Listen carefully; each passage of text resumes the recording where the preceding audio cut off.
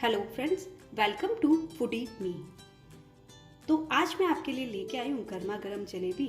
जैसा कि आप सबको पता है, लॉकडाउन चल रहा है तो मार्केट में कोई भी मिठाई इजीली अवेलेबल नहीं है। तो इससे बेटर समय क्या हो सकता है कि हम घर की बनी हुई हेल्दी और टेस्टी जलेबी बनाएं। जलेबी बनाने के लिए हमें इन चीज़ों की आवश्यकता होगी। इसके लिए सबसे पहले मैंने ली है 1 कप चीनी, 1 कप खट्टा दही, गार्निशिंग के लिए मैंने लिए है बादाम और पिस्ता, 1 कप घी, 1 कप मैदा, केसर और इलायची। और इसके अलावा मैंने लिया है ये टमाटो केचप की बॉटल। इन सब की सहायता से मैं आपके लिए बनाने वाली हूँ गर्मा गर्म जलेबी। एक बाउल लूँगी। ये बाउल के अंदर मैंने जो 1 कप मैदा ले रखा था, अब मैं उसको इस बाउल के अंदर ट्रांसफ़र करूँगी। आप भी बाउल के अंदर मैदे को ट्रांसफ़र कर लीजिए। अब मैदे को मैं अच्छी तरह से फर्मेंट करने के लिए मैं इसके अंदर जो हमने खट्टा दही ले रखा था, मैं इसको इसके अंदर डाल दूँगी। आप भी इसको इसी तरह इसके अंदर डाल दें। अब मैं मैदे और दही को हैंड विस्कर की सहायता से अच्छे से मिक्स कर लूँगी। हमको इस तरह से मिक्स करना है कि इसके अंदर कोई भी गुठली ना रहे। जो हमारा घोल है वो इस कंसिस्टेंसी के अंदर होना चाहिए कि वो इजीली भी नीचे नहीं गिरना चाहिए। अब हम इसको लगभग 2 घंटे के लिए फर्मेंटेशन के लिए रख देंगे, जिससे कि हमारी जो जलेबी है वो अच्छी और कुरकुरी बनेगी। जैसा कि आप देख सकते हैं, हमारे लगभग 2 घंटे कंप्लीट हो चुके हैं और हमारा जो बैटर था मैदे और दही का, उसमें फर्मेंटेशन आ चुका है। इसकी कंसिस्टेंसी लगभग इस तरह की होनी चाहिए। ना तो ये ज़्यादा गाढ़ा होना चाहिए, ना ज़्यादा पतला होना चाहिए, तभी जो जलेबी है वो अच्छी बन पाएगी। अब हम जलेबी बनाने के लिए इस बैटर को आप चाहें तो इस टमाटो केचप की बॉटल में डाल सकते हैं। अगर किसी के भी घर में ये टमाटो केचप की बॉटल अवेलेबल ना हो तो जैसा कि हम सब जानते हैं, हर किसी के घर में दूध की पॉलीथीन या फिर कोई भी पॉलीथीन इजीली मिल जाएगी। तो इस पॉलीथीन का एक हिस्सा हमें ऊपर से इस तरह से खोलना है, जिससे कि हम बैटर को अंदर डाल सके, और दूसरे हिस्से को हमें हल्का सा कट कर देना है। जैसे कि मैं इस दूसरे हिस्से को हल्का सा कट कर दूंगी। जैसे कि आप देख सकते हैं, मैंने इसके दूसरे हिस्से को हल्का सा कट कर रखा है। इसकी सहायता से अब जलेबी है वो इजीली बन जाएगी। अब जो दूसरी कढ़ाई हमने ले रखी थी, उसके अंदर जो चीनी हमने ले रखी थी 1 बाउल, उसको हम इसके अंदर डाल देंगे। आप भी इस तरह इसके अंदर चीनी को डाल दीजिए। चीनी डालने के बाद अब मैं इसके अंदर थोड़ा सा पानी डाल दूंगी, जिससे कि जो हमारी है वो चाशनी है वो बनकर तैयार हो जाएगी।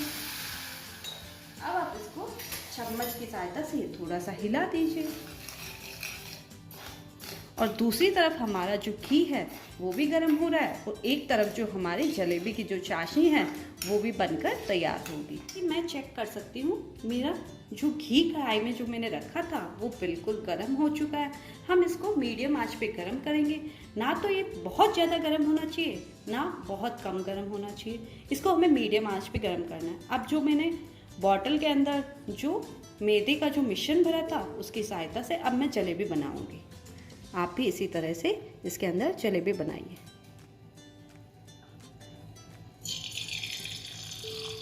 ऐसे ऐसे राउंड शेप में आप अपनी जलेबियों को बनाइए। इस तरह से आप भी छोटी छोटी पतली पतली करारी करारी जलेबियों को बनाइए। अब मैं इसको बिल्कुल मीडियम आंच पे अच्छे से घी के अंदर डीप फ्राई करूँगी। आप भी इसको बिल्कुल डीप फ्राई होने दीजिए। जब ये बिल्कुल तरह से सिक जाए तभी हम इनको पलटेंगे। आप देख सकते हैं, जो दूसरी तरफ हमने जो कढ़ाई रखी थी उसके अंदर भी हमारी चाशनी है वो पकना स्टार्ट हो चुकी है। अब हम इसके अंदर जो हमने केसर ले रखी थी उसको हम इसके अंदर डाल देंगे। आप भी इस तरह से इसके अंदर केसर को डाल दीजिए। अब केसर का जो अच्छा फ्लेवर है वो उसको अच्छे से इसके अंदर आने दीजिए। अब जैसे कि आप देख सकते हैं, जो हमारी दूसरी जो जलेबियाँ है वो बनकर पककर तैयार होने लग गई है। जैसे ही हमारी दूसरी जलेबियाँ है वो एकदम करारी करारी हो जाती है, हम उसको एक प्लेट के अंदर ट्रांसफ़र कर लेंगे। ये देखिए, जो हमारी दूसरी जलेबियाँ है वो पक रही है। इसी तरह से आपको धीमी आंच पे हम जलेबियों को बिल्कुल करारी करारी सेकना है। जैसा कि आप देख सकते हैं, जो केसर हमने इसके अंदर डाला था उससे बिल्कुल इसका जो कलर है वो बिल्कुल चेंज हो चुका है।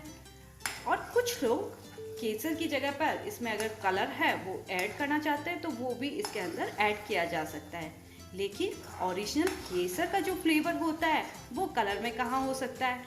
तो इसलिए आप भी इसके अंदर केसर डालिए और इसको एक तार की चाशनी होने तक अच्छे से पका लीजिए।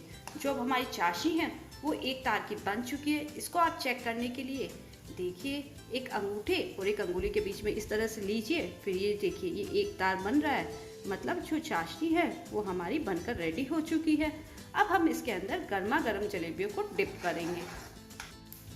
जैसा कि आप देख सकते हैं, जो हमारी चाशनी है वो एक तार की बनी हुई है। अब हम एक एक करके इसके अंदर जलेबी को डिप करेंगे। एक एक करके आप भी इस तरह से जलेबी को इसके अंदर डिप कर लीजिए। डिप करने के बाद अब इसके अंदर जो चाशनी का जो हल्का हल्का जो फ्लेवर आएगा वो बहुत ही अधिक अच्छा लगेगा। ऐसे आपको इसको दोनों साइड से डिप कर लीजिए और जलेबी को चाशनी में अच्छी तरह से दोनों तरफ से पलट कर भीगने दीजिए।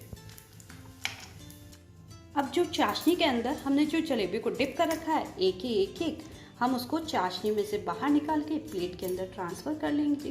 अब हम जलेबियों को एक एक करके प्लेट के अंदर ट्रांसफ़र कर लेंगे। आप भी इसी तरह से जलेबियों को एक एक करके प्लेट के अंदर ट्रांसफ़र कर दीजिए। जैसे कि आप देख सकते हैं, मैंने जो सारी जलेबियां हैं उसको चाशनी में से निकाल लिया है। इसी तरह से अब जो दूसरी जलेबियां है जो मेरी कढ़ाई में फ्राई हो रही है, वो अच्छे से फ्राई होने के बाद मैं उसे चाशनी में डिप करके एक प्लेट के अंदर ट्रांसफ़र कर दूंगी। अब इन गर्मा गर्म जलेबियों को आप सबको खिलाइए और मुझे बताइए आपकी जलेबी कैसी बनी है। आप भी इन गर्मा गर्म जलेबियों को बनाइए और मुझे बताइए आपकी गर्मा गर्म जलेबी कैसी बनी है। अगर आपको मेरी रेसिपी पसंद आती है तो इसे लाइक कीजिए और मेरे चैनल को सब्सक्राइब कीजिए। Thank you.